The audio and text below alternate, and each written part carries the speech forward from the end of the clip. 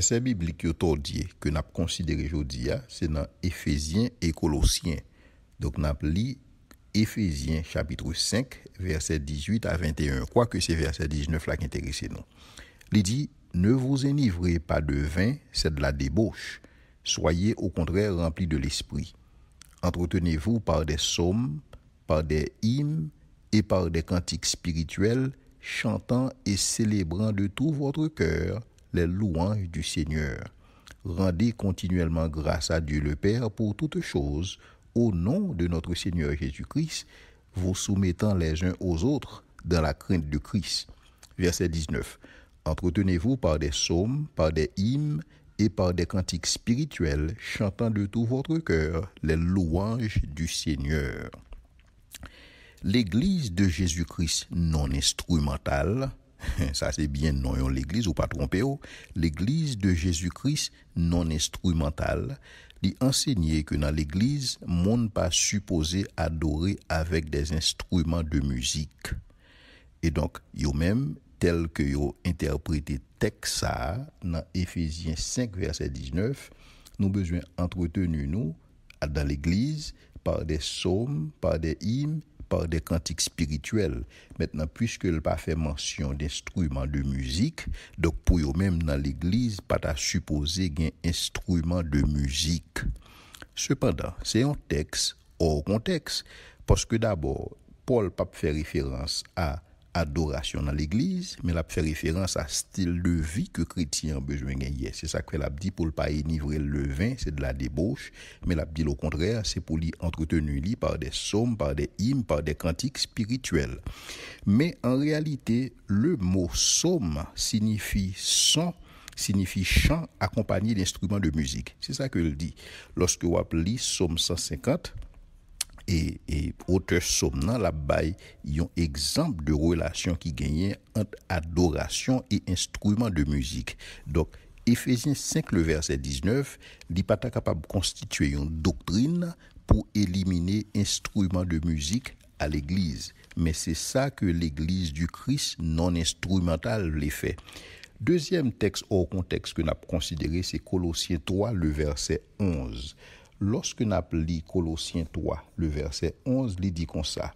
Il n'y a ici ni grec, ni juif, ni circoncis, ni incirconcis, ni barbare, ni chite, ni esclave, ni libre, mais Christ est tout et en tous.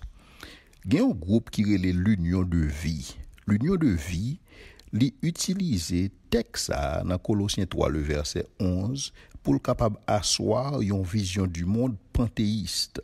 Donc dans ce sens ça, yo même yo croit que et tout ça qui existait, c'est une forme de manifestation de l'essence de Dieu. Donc quoi que bon Dieu, d'après eux-mêmes, bon Dieu c'est somme création. Donc création c'est bon Dieu c'est création parce que yo lit notre texte là et Christ est en tout et Christ est tout et en tous. Donc c'est comme ça que vous interprétez. Cependant, lorsque vous lisez verset ça, il pas supporter nullement un panthéisme, mais tout simplement l'a montrer la domination, l'a montrer la suprématie de Christ, l'a montrer la prééminence de Christ par rapport à toute chose, par rapport à tout ce qui existe. Parce que dans la doctrine chrétienne de Dieu, Dieu est au-dessus de la création. Il est au-dessus et au-delà de la création. C'est ça que nous, lorsque nous avons parlé de la transcendance de Dieu, nous montrer que bon Dieu est au-dessus et au-delà de la création. Cependant, bon Dieu immanent tout, dans le sens que il est intervenu dans l'histoire, il est intervenu dans la création. C'est ça qu'elle prend en forme humaine dans la personne de Jésus-Christ. C'est ça que bon Dieu est intervenu dans le sens que l'opérer des miracles. Mais cependant, texte ça, nullement il pas supporter l'idée que toute bagaille est à bon Dieu et que bon Dieu est à toute bagaille. Ça a son vision du monde et panthéiste et qui t'a voulu faire quoi on telle approche, qui t'a voulu ouais bon Dieu tout partout. Effectivement, il est bon pour ouais bon Dieu dans toute bagaille, mais toute bagaille pas nécessairement bon Dieu. Même gens adeptes dans panthéiste, adeptes dans l'union de vie, adeptes nouvel âge, yo même yo t'a voulu faire quoi dans sens ça.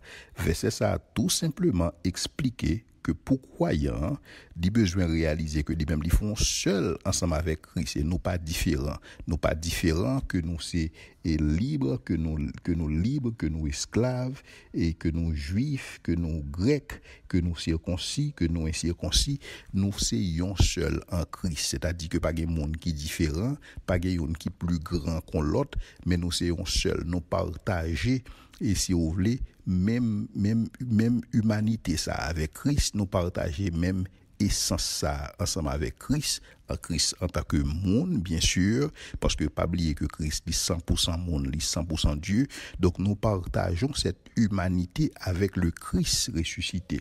Et donc dans le contexte là, c'est ça que Paul a expliqué, mais Paul nullement il pas expliqué que toute bagaille c'est bon Dieu et que bon Dieu c'est toute bagaille.